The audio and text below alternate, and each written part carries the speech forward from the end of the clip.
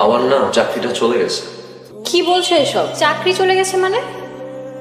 এখন আমাদের কি হবে আমি কিছু বুঝতেছি না। কি আর হবে, আরেকটা চাকরি খুঁজে নিবে। আমার পজিশনে চাকরি পাওয়াটা কি এতই সহজ? আরে ব্যাপার না, দেখবে ঠিক পেয়ে যাবে। সেভিংসও তো সব শেষ তোমার বিলাসিতায়। 2-3-4 মাসের মধ্যে যদি কোনো চাকরি না করতে পারি তাহলে বাসা বাড়িতে ভাড়া থাকা যাবে না। মা, এখন আমি কি করব? রাশেদ গ্রামে চলে যেতে চাচ্ছে। সে যায় যা, তাতে আমাদের কি? মা, ও আমাকে সাথে নিয়ে গ্রামে যেতে চাচ্ছে।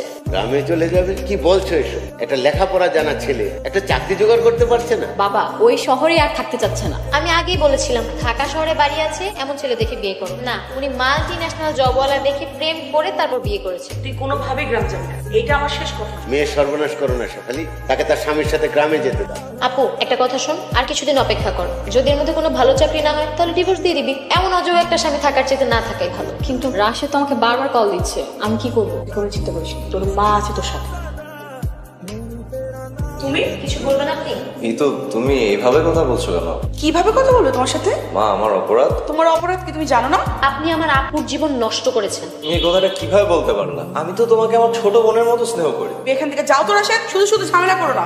আচ্ছা যাই হোক, আপনারা প্লিজ রিপাকে ডাকুন, আমি ওকে নিতে আসছি। আমাদের কথাই আপু কর। আপনি এখন এখান থেকে জানতো।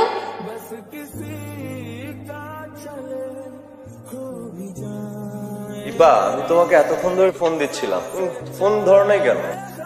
আমরা রেস্টুরেন্টে খাচ্ছিলাম, তাই ধরতে পারিনি। তোমরা রেস্টুরেন্টে বসে খাচ্ছ, এদিক দিয়ে আমি খাইলাম কি না, কোথায় থাকি না থাকি, কি করতেছি একটাবার জানতেও ছিলাম। আপু চলো তো। আর এই যে আপনি দেখছেন না আমাদের সাথে মেহমান আছে, এমন কেন করছেন? মেহমান আসছে তো কি হয়েছে? আমি তো বাইরের কেউ না, আমি তোমার আপুর বিয়ে করা স্বামী।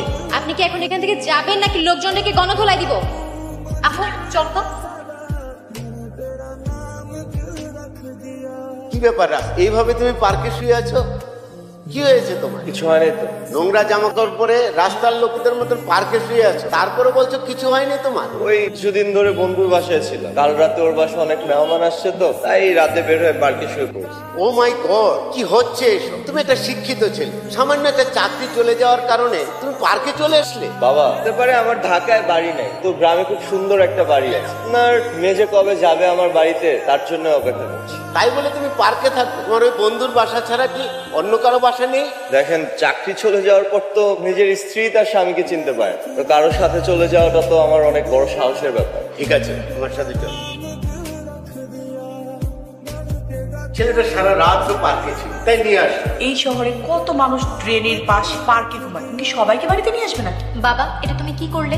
দেখেছো তার অবস্থা, জামা কাপড় কেমন নোংরা হয়ে আছে, গা থেকে গন্ধ আসছে। আমি বুঝতে পেরেছি ও 2 দিন পর পাগল হয়ে যাবে, তাই তো ছেড়ে এসেছি। রিপার বাবা, তুমি এই ছেলেকে এই মুহূর্তে আমাদের বাসা থেকে বের করে নিয়ে যাও প্লিজ। কবির ভাইয়ের গুগলে চাকরি হয়েছে, এমন ছেলেকে হাতছাড়া করে? উল্টো সে তোকে বিয়ে করতে চাইছে, আর বিয়ের পর তো তোকে নিয়ে চলেও যাবে। রাশেদদের সাথে আমার এখনো ডিভোর্সই হলো না, কবিরকে বিয়ে করি কিভাবে? তুই যে কোনো ভাবে হোক এই পাগলটাকে বাসা থেকে বিদায় কর। আমি এত ভালো একটা ছেলে হাতছাড়া করতে চাই না। দুলা ভাই নেন। আন্টি, আমি রিপার সম্পর্কে সবকিছু জেনেছি। খুব ভালো করেছো বাবা। আন্টি, আমি রিপাকে খুব দ্রুত বিয়ে করতে চাই, আমার বেশি দিন সময় নেই। কবির, তোমার নাকি গুগলে চাকরি হয়েছে, তা তোমার বেতন কত বাবা? না মানে পরিবার নিয়ে চলতে পারবে কিনা এই জন্য জিজ্ঞেস করছিলাম। আন্টি আপনি চিন্তা করবেন না, চলতে পারবো। আন্টি, আপনারা রাজি থাকলে আমার মা বাবাকে আসতে বলুন। রাজি মানে? আমরা সবাই রাজি, তুমি তোমার বাবা মাকে আসতে বলো। কিন্তু আন্টি, রিপা যে কিছু বলছেন। আমি রাজি। আলহামদুলিল্লাহ।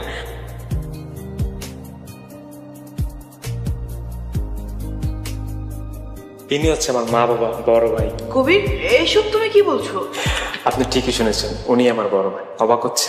অবাক তো হওয়ারই কথা। আপনার তো আর আমার ভাইয়ের সম্পর্কে জানেন না, আমার ভাইয়ের ফ্যামিলির সম্পর্কে চিনেন না, জানেন না, কিছুই জানেন না। তোমার ভাই বাসা ছেড়ে দিয়েছিল, এমনকি বাসা সব মালামালও বিক্রি করে দিয়েছিল। তোমরা আমাকে এত বড় ধোঁকা কেন দিলে? ধোঁকা? ধোঁকা তো আপনি দিয়েছেন আমার ভাইকে। আরে ভাই তো পুরাতন মালাল বিক্রি করেছেন, নতুন বাড়িতে নতুন মালাল মানে উঠবে, তাই। নতুন বাসা মানে? মানে হচ্ছে রাশেদ সাহেব, আপনি একটা স্পার্ট হয়ে কিভাবে ভুলটা করতেছেন? দেখেন স্যার, আমি তো আমার বউকে ভালোই বাসি, ওর জন্য আমি যে কোনো কিছুই করতে পারি, এখানে প্রবলেমটা কোথায়? বউকে ভালোবাসবেন, নিজেকে নিঃস্ব করেন। শুনুন, কাউকে এতটা বিশ্বাস করবেন না যে চাইলে আপনাকে পথে বসে দিতে পারেন। আমি তো তোমাকে সবকিছুই দিয়ে দিতে চেয়েছিলাম, ভেবেছিলাম যে তোমাকে একটা সারপ্রাইজ দিয়ে দিবো। তো আর আগে চাকরি হারানোর নাটকটা করে গেছি, অনেক কিছু বুঝেও গেছি। থেকে বড় কথা হচ্ছে তোমার মা যেরকম তোমার বাবাকে জিম্মি করে রেখেছে, তুমি ঠিক ওই কাজটাই করতে নিয়েছিলাম। আফসোস তুমি তা করতে পারোনি। তার আগেই আমি তোমার এই মুখে সুন্দর হাসির পিছনে যে কুৎসিত চরিত্রটা আছে না, সেটা দেখে ফেলেছি। রাশেদ, আমি আমার মা বোনের কান পড়ে তোমাকে ছেড়ে চলে এসেছিলাম, তুমি আমাকে ক্ষমা করে দাও প্লিজ। রাশেদ প্লিজ, রাশেদ যেও না প্লিজ, রাশেদ আমাকে মাফ করে দাও। চলো না আমরা সবকিছু আবার সুন্দর করে নতুন করে শুরু করি। হ্যাঁ করবো, নতুন করে সংসার শুরু করবো, তবে তোমার সাথে না।